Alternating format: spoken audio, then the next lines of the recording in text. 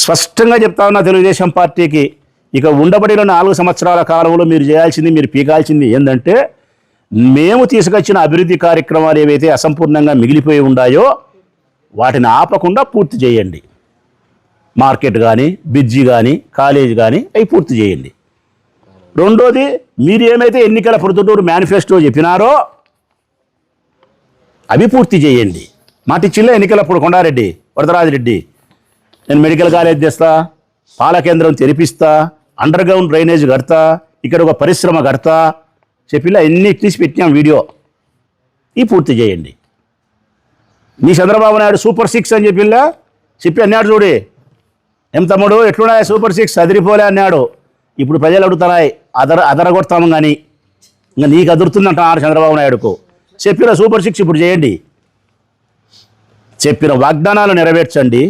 మీ కొండారెడ్డి, వరదరారెడ్డి చెప్పిన ప్రొద్దుటూరు మేనిఫెస్టోను అమలుపరచండి. మేము తీసుకొచ్చిన అభివృద్ధి కార్యక్రమాలను పూర్తి చేయండి. ఇవి పీకితే మీరు పీకినట్టే.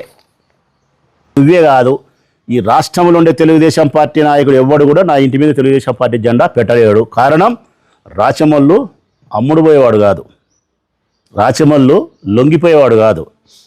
మీరు జెండా పెట్టాలంటే నేను అమ్ముడు పోవాలా, లొంగిపోవాలా. నేను లొంగిపోయేవాడిని కాదు, అమ్ముడు పోయేవాడిని కాదు. కాబట్టి నా ఇంటికాడికి మీరు రాలేరు, మీరు జెండా పెట్టలేరు.